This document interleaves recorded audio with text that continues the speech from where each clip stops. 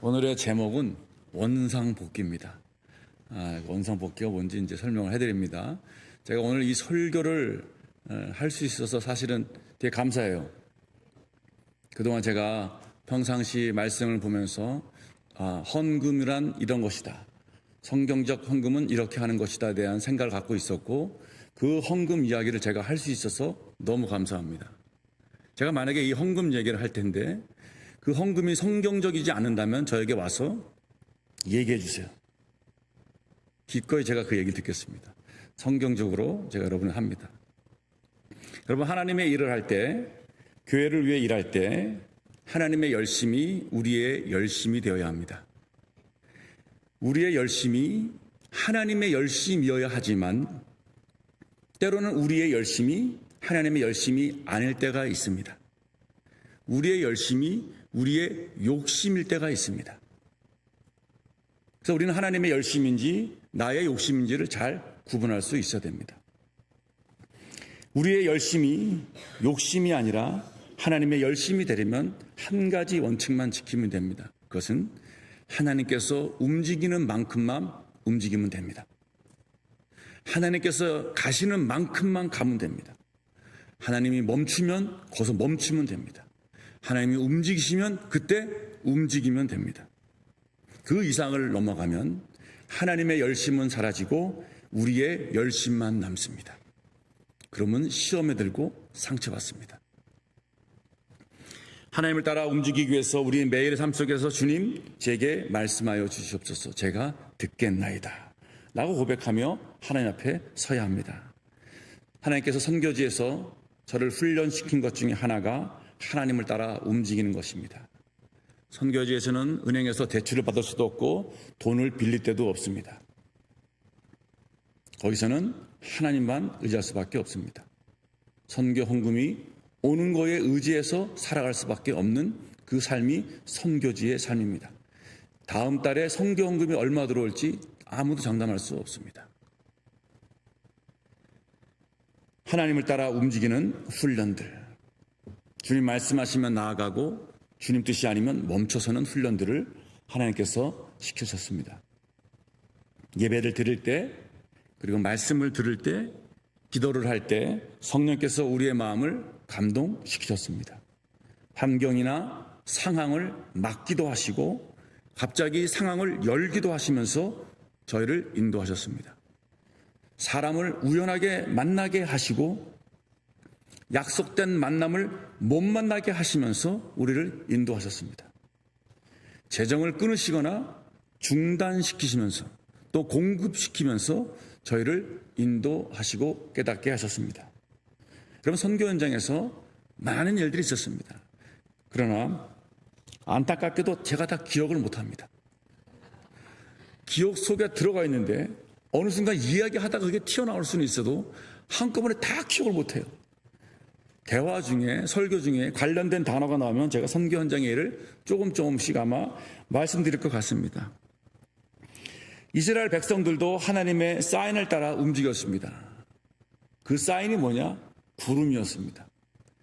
구름이 하나님의 사인이었습니다. 36절, 37절 한번 보겠습니다. 한번 같이 읽겠습니다.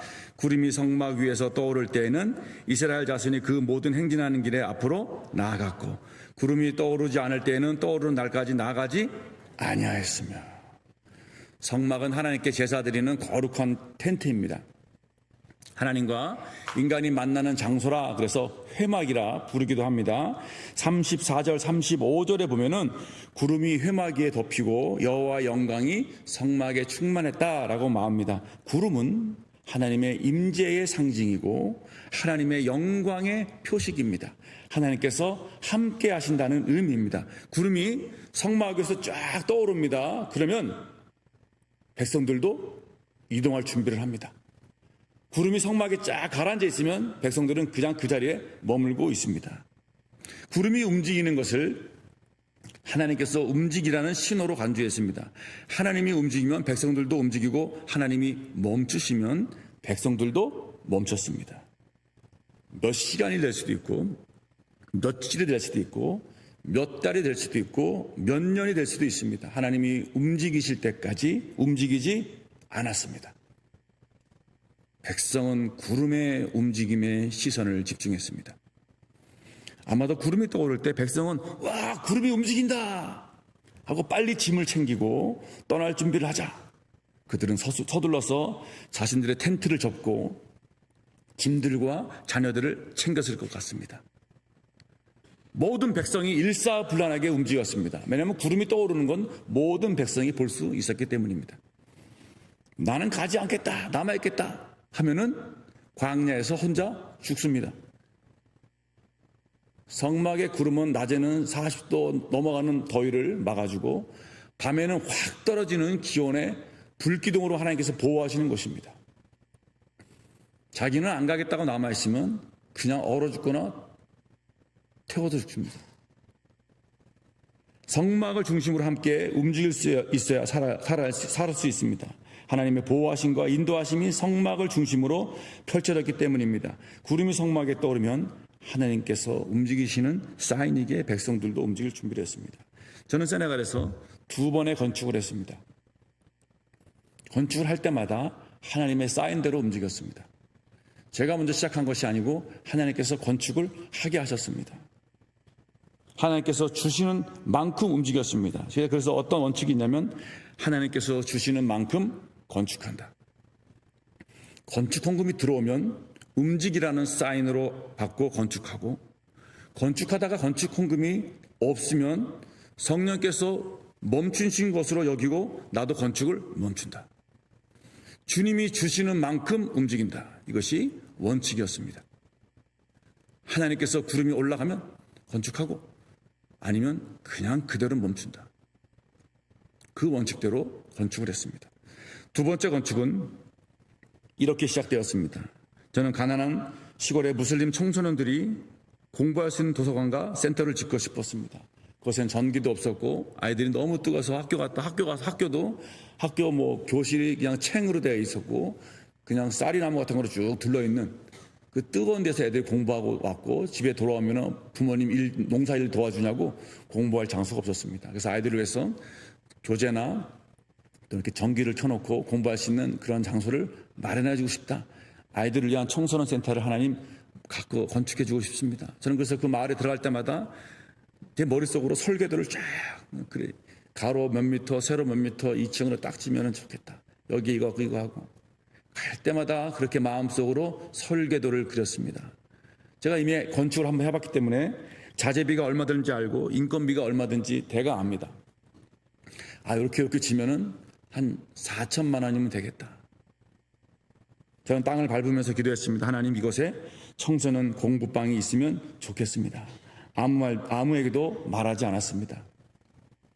그러던 어느 날 이메일을 받았습니다. 그때 김창환 목사님 저에게 보낸 이메일이었습니다. 이렇게 적혀 있었습니다. 강원도의 남전도에서 해외 선교 사업을 하는데 그동안은 아시아를 위주로 교회 건축을 했는데 이번에는 아프리카를 추천했다 그러면서 건축이 필요하냐? 라고 물어봤습니다. 그러면서 맨 마지막에 남전 선교회에서 전체적으로 다 지원할 수 있는 금액이 4천만 원입니다. 저는 이거 하나님께서 주신 사인이구나. 제가 김창환 목사한테 말한 적이 없습니다. 하나님께서 제 마음에 품고 있던 금액이 그대로 적혀 있었고 저는 이것을 하나님께서 건축을 승인하는 하나님의 사인이라 생각했습니다. 하나님이 먼저 움직이셨습니다. 그렇게 청소년 센터 건축이 시작되었습니다. 혹시나 몰라서 3층 건물 설계도를 제가 만들었습니다. 그러나 하나님께서는 1층을 지을 재정밖에 주지 않아서 1층에 멈췄습니다. 그때가 2015년인가 16년일 것입니다. 한택수 장로님과 남규혁 장로님이 방문하셔서 함께 또 예배도 드렸습니다. 그 이후로 8년 동안 건축이 멈춰 있었습니다. 이제 제 후임인 김윤기 선교사가 2층 중축을 준비하고 있습니다. 하나님의 때가 되어서 8년 동안 기다렸다가 이제 2층을 올리려고 준비하고 있습니다. 다음 주일에 우리 세네갈 선교복을 통해 여러분과 나누게 될 것입니다. 여러분, 저희 온누리교회 위에도 하나님의 구름이 떠오르고 있습니다. 하나님께서 사인을 주고 계십니다. 이제 우리도 움직여야 할 때가 된 것 같습니다. 2, 3주 전에 어느 청년 한 명이 100만 원을 건축 헌금으로 드렸습니다. 이렇게 적혀 있었습니다. 마중 건축 헌금 대출 상환 마중물이 되길 소원합니다. 몇 달 전에도 어느 권사님이 5천만 원 가져와서 건축 헌금을 위한 마중물로 헌금하고 싶다고 하셨습니다. 저는 그때 헌금을 안 받았습니다. 왜냐하면 아직은 때가 아닌 것 같았습니다. 잠시 보류했습니다. 그래서 몇 달만 기다려달라고 그랬습니다. 이제 하나님께서 움직이는 것 같기에 헌금하셔도 됩니다. 또한 지난주 당회에서 원금 상환 통장을 개설하기로 결의했습니다. 그 주보에 게재하기로 했습니다. 뿐만 아니라 폐기물을 수집하는 우리 최장현 장로님은 자신이 헌신해서 이 폐기물을 수집해서 그거를 가지고 헌금에 동참하겠다. 성도들을 갖고 오면은 그거 가지고 우리가 대출을 원금을 갚겠다라고 설명했습니다. 그것이 이름하여 아나바다 운동에 적었습니다. 제가 고민하다가 도대체 뭐 어떤 이름을 적을까, 어떤 타이틀을 적을까 고민하다가 다른 이름이 떠오르지가 않더라고요. 티끌모아 태산으로 할까, 뭐 별 이름이 다 이거 안 되겠다 해서 아나바다 아시죠 여러분? 아껴 쓰고 나눠 쓰고 바꿔 쓰고 다시 쓰자. 여러분 이제 우리가 당분간입니다 여러분. 허리띠를 좀 졸라매야 합니다. 지금 비상시국이기 때문에. 그래서 여러분 혹시 여기 우리 교회 건물 안에 불이 켜져 있는 걸 보면은 그냥 끄시기 바랍니다. 주인 없이 에어컨이 돌아가는 거 보면은 그냥 끄시기 바랍니다. 여러분 있을 때는 불 켜도 되고 에어컨 켜도 됩니다. 그런데 여러분이 없고 아무도 없을 때는 소등을 해주시면 감사하겠습니다. 최소한이라도 절약해서 우리가 전기세를 조금이라도 줄여야 하지 않겠습니까? 아껴야 되지 않겠습니까? 집안에 있는 폐기물들 다 버리는 것이 아니라 다 모아서 십시일반 모은다면 그것이 여러분 적은 금액이 아니라고 말합니다. 최장 장로님이 예상하기를 한 1,000만 원 이상 될 거라고 얘기합니다. 성도들이 다 모은다면 여러분 그것을 가지고 우리가 원금을 상환하게 될 것입니다. 또 제가 어떤 사인을 받았냐면 지난주에 저희 교회에 출석하는 남명교회 원로 목사님 이건양 목사님이 계시는데 자기도 왜 오늘 이렇게 성도인데 신방 안 해주냐고 신방 오라고 그래가지고 신방을 갔습니다. 신방 갔는데 목사님이 제가 먼저 얘기하지도 않았는데 목사님 뭐라 그러냐면 목사님 이제 교회를 위해서 기도하고 계시다 그러더라고요. 그러면서 이제 조금씩이라도 원금을 상환해야 되지 않겠느냐, 믿음으로 기도하고 하는 게 어떻겠냐라고 말씀하시는 거였어요. 저는 이미 그렇게 마음을 갖고 있었고 당연히도 그렇게 생각하고 있었습니다. 5번째 하나님께서 보여주신 사인이 있었습니다. 저는 개인적으로 주신 하나님의 사인이었습니다. 여러분 당의 장로님들은 원금 상환 특별 헌금 금액을 정했습니다. 1,000만 원 정했습니다. 이것은 최소한의 금액이라고 저는 생각합니다. 1,000만 원만 하겠다는 게 아니라 1,000만 원부터 시작합니다. 저도 당의 일원으로서 1,000만 원을 헌금하기로 했습니다. 저도 동참하기로 했습니다. 그런데 그 돈을 하나님께서 한 번에 마련해 주셨습니다. 궁금하시죠? 어떻게 이 1,000만 원이 한꺼번에 지금 마련됐는지. 첫째가 대학 다닐 때부터 학생들에게 나라에서 전세자금 지원을 하는 그 프로젝트가 있습니다. LH에서 지원하는데 보증금으로 1억 1,000만 원을 받았어요. 전세 월세 얻는데. 근데 그 월세 주인이 1억 2천만 원을 달라고 하더라고요. 1,000만 원이 모자르잖아요. 그래서 제가 속했던 JDM 선교국에 무이자로 이렇게 대출 받는 게 있어요. 선교사들 돈 모아놓은 게 있었어요. 그래서 제가 1,000만 원을 마련해서 줬습니다. 첫째 아게. 저희는 한 2년 넘게 1,000만 원 갚은 것 같아요. 지금 한 이제 5, 6년이 지난 것 같은데 거기에서 첫째가 회사에 취직하면서 회사 근처로 집을 옮기게 되었습니다. 저는 그래서 첫째에게 보증금 1,000만 원 너 가지고 있다가 결혼 자금에 보탰어라 라고 했습니다. 그런데 첫째는 부모의 도움을 받지 않으려고 합니다. 다시 돌려준대요. 자기는 안 된대. 안 쓰겠다는 거예요. 부모님이 알아서 하라 합니다. 저는 그래서 이거 하나님께서 때마침 1,000만 원을 다 만들어 주셨구나. 오늘 이사 갑니다. 요번 주 안으로 입금될 것 같아요. 그럼 저도 약정한 금액 1,000만 원을 바로 헌금할 수 있습니다.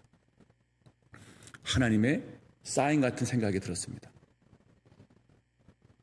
헌금을 이렇게 빨리 할 수 있게 하신 하나님께 감사했습니다. 저는 어떻게 1,000만 원을 모을까 계획하고 있었는데 그냥 한 방에 하나님께서 그냥 해결해 주셨습니다. 1,000만 원 여러분 인간적으로 생각하면 쓸 곳 많습니다. 인간적으로 생각하면 아깝습니다. 그런데 전혀 아깝지가 않습니다. 헌금을 드릴 수 있는 것이 감사합니다. 너무 기뻐요.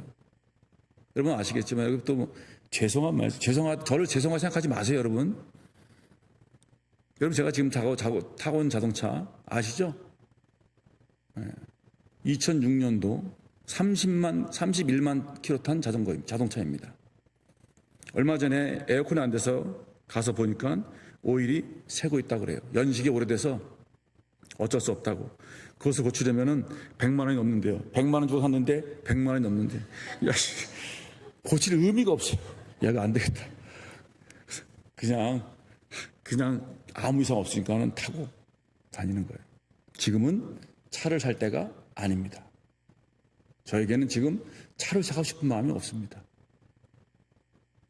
1,000만 원 갖고 중고차를 살 수도 있어요. 근데 그럴 마음이 제게 없어요. 들지가 않아요, 전혀. 이렇게 기도할 뿐입니다. 하나님, 2차로 성도들을 신방할 때 사고 나지 않게 해주시고 멀리 나가서 고장 나지 않게 해주시고 하나님께서 하나님의 때에 이 차를 알아서 폐기해 주시고 잘 활용할 수 있게 해주시옵소서. 저와 제 아내는 1,000만 원이 끝이 아니라 시작이라 생각합니다. 대출 헌금을 상환할 때까지 더 헌금을 할 수 있도록 은혜를 주실 것을 기도하며 기대합니다. 여러분 오늘 우리 교회에 머물렀던 하나님의 구름이 움직이고 있습니다. 이제 담임 목사인 저와 당의 장로님들과 감동받은 여러 중직들이 동참하고 있습니다. 뿐만 아니라 여러 집사님들과 성도들도 동참을 준비하고 있습니다. 이를 위해서 기도하는 가운데 하나님께서 저에게 한 단어를 떠오르게 하셨습니다. 그것은 바로 원상복귀입니다. 주보 한번 보시기 바랍니다. 여러분 주보 3번 보시기 바랍니다. 제가 기도하면서 이런 마음이 들었습니다. 원이 무슨 뜻입니까? 원금을 상환하오니 우리를 축복하시고 존귀케 하소서. 이것이 원상복귀였습니다. 제가 기도하는 가운데 하나님, 우리 성도들 힘들고 어려운 가운데 있습니다. 아마 힘에 지나도록 헌금할 것입니다. 그 금액이 얼마든지 관계없이 이 헌금에 동참하는 우리 모든 성도들 축복하시고 그의 삶을 존귀케 해 주시옵소서. 그 심정으로 이 단어가 떠올랐습니다. 그리고 원상복귀 프로젝트를 해야 되겠다라고 적었습니다. 매주마다 여러분 주보에 적을 것입니다. 지금까지 원상복귀 원금 상환 계좌가 적혀 있습니다. 적혀 있고요. 원상복귀 현재 6월 30일 날짜가 적혀 있고 오늘 날짜로 현재 834만 3,583원이 있습니다. 다음 주부터는 우리 최상희 장로님이 아나바다 운동을 통해서 들어온 수익금을 거기에 얼마든지 적어주실 것입니다. 그럼 그 모든 금액이 합쳐져서 합계가 나오고요. 합계가 나온 저희가 일정한 금액이 딱 되면은 바로 원금 갚습니다. 바로 원금 갚습니다. 원금 갚으면 이자가 떨어지고 이자가 떨어지면 떨어진 만큼 돈을 모아서 또 원금을 우리가 갚을 수 있습니다. 이것이 원금 상환의 첫 번째 의미입니다. 두 번째, 원금 상환의 두 번째 의미는 뭐냐? 원금을 상환하여 교회의 본질로 회귀하자는 것입니다. 이자에 너무 짓눌려 가지고 교회가 해야 할 본질을 못하고 있으면 안 되잖아요. 교회의 본질은 네 가지입니다. 예배, 교제, 훈련, 선교. 이 예배, 이 네 가지 교회의 본질이 온전히 회복돼야 하는 것입니다. 이자에 짓눌려 가지고 이 본질을 못하면 교회 기능이 사라지는 것입니다. 우리는 원금을 상환해서 교회의 본질로 돌아갈 것입니다. 교회의 본질을 회복할 것입니다. 이제 여러분, 하나님, 우리가 예배를 통해서 자신을 온전히 하나님께 드리며 하나님을 만나고 하나님의 말씀을 들을 것입니다. 교제를 통해서 성도의 사랑을 나누고 서로를 돌아보며 섬길 것입니다. 여러분, 구역 나눔, 남전도회, 여전도회, 동아리 모임, 이 모든 것들은 다 교제인 것입니다. 양육, 제자훈련 하시고 기쁨과 자원함으로 교회에서 봉사하며 맡겨진 일을 섬길 것입니다. 선교, 우리 성도들을 구제하는 것뿐만 아니라 지역사회를 구제하고 나가서 해외 선교에 다시 우리가 하나님께 귀하게 쓰임받는 교회가 될 것입니다. 자, 이 원상복귀 프로젝트를 위해서 몇 가지 원칙을 말씀드리고 말씀을 마치겠습니다. 첫 번째, 자, 여러분 잘 적으시고 아니면은 다음 유튜브를 다시 돌려보시길 바라겠습니다. 조회수도 늘릴 겸 다시 돌려보시길 바라겠습니다. 첫 번째 원칙, 작정하지만 작정서를 제출하지 않는다. 여러분, 예전에는 작정서 많이 제출했죠? 제출하지 않습니다. 여러분 자신과 하나님 사이에 개인적으로 작정하시기 바랍니다. 아무도 여러분이 얼마를 작정했는지 알 수 없습니다. 작정은 하나님 앞에 여러분이 서원하는 것입니다. 하나님 앞에 서원하는 마음으로 작정하시기 바랍니다. 장로회에서는 최소한 요 정도를 해야 된다라고 스스로가 우리가 작정한 것뿐입니다. 그 외에 여러 중직자들, 일반 성도들은 금액을 알려줄 필요가 없어요. 공개할 필요 없습니다. 알려고 하지 마시고 묻지도 마세요. 얼마 했냐고 옆에 사람은 너 얼마 했어? 권사님 얼마 했는데? 이거 묻지 마세요. 뭐가 그렇게 궁금해요. 그냥 하나님께서 내게 주신 그 감동대로 작정하시면 돼요. 그리고 그 금액을 갚아가시면 됩니다. 여러분, 초대교회 사도행전에 보면은 초대교회가 부흥할 때 구제와 선교를 위해서 성도들이 땅을 팔고 자신의 집을 팔아서 헌금을 가져왔어요. 사도들이 작정하라고 하지 않았어요. 성경 어디에도 헌금을 작정해서 적으라고 말하지 않았어요, 사실은. 물론 그렇게 해도 하나님께서 은혜를 주시겠지만 성경적으로 보면은 작정 헌금을 적어서 교회로 내란 말은 없는 것 같습니다. 그것은 하나님께 내가 이 땅을 팔아서 하나님께 드리겠습니다라는 자기의 작정이지 교회에서 그렇게 하라고 말씀하지 않았습니다. 작정은 여러분이 하시고 작정서는 제출하지 마시기 바랍니다. 두 번째, 바로 정하지 마세요. 하나님께서 감동을 주실 때까지 기도하시기 바랍니다. 내일부터 전교인 릴레이 금식기도 합니다. 금식기도가 끝나고 결정해도 됩니다. 7월, 8월 금식기도 하는데 여러분 함께 기도하는 기간 다 기도하시고 하나님께서 감동을 주시는 대로 결정하시기 바랍니다. 만약에 그 전에라도 이미 하나님께서 여러분의 마음에 감동을 주셨다 결정했다면 바로 시작하면 됩니다. 그리고 여러분 여기 헌금 통장 적혀 있잖아요. 하나님, 저는 이미 마음에 정했습니다. 바로 통장에 입금하시면 됩니다. 한꺼번에 모아서 하지 않아도 됩니다. 여러분 작정한 금액이 얼마이면은 모이는 대로 그냥 바로바로 10,000원도 20,000원도 헌금하시면 됩니다. 여러분이 작정한 금액을 채울 때까지 원금 통장에 넣으시면 됩니다. 저희는 원금을 빨리 갚으면 갚을수록 대출 이자는 줄어들고 그만큼 원금을 다시 더 갚을 수 있기 때문입니다. 세 번째 원칙, 헌금은 자원함과 기쁨으로 하라. 성령께서 감동을 주시면 감사와 기쁨으로 헌금을 합니다.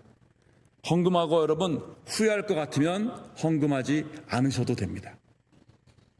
헌금하고 한 몇 달 지나고 1년 지나고 아유 괜히 헌금했네, 이렇게 할 마음이라면 하지 않으시는 게 여러분 돈 버는 일입니다. 괜찮습니다. 후회할 것 같으면 하지 마세요.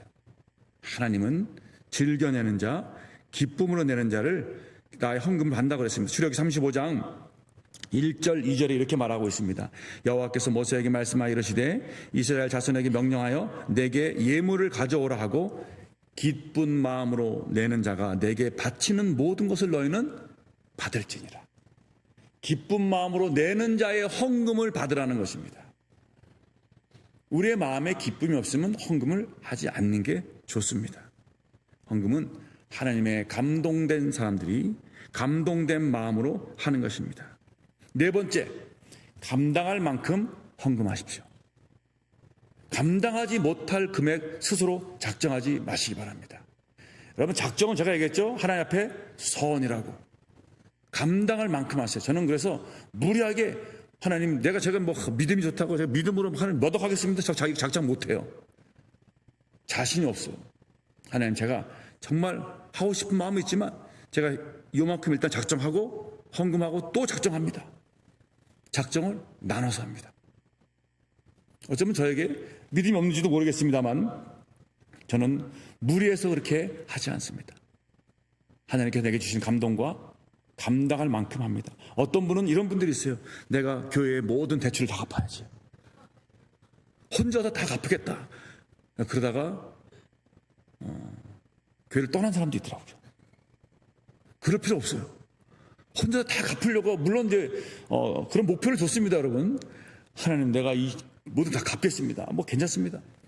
그렇게 한다면 하나님의 은혜입니다. 그런데 그 짐이 너무 무겁다면 자기가 스스로 그 짐을 감당할 수 없는데 감당한다면 안 된다는 것입니다. 그거를 감당할 수 있으면 감당해도 괜찮아요.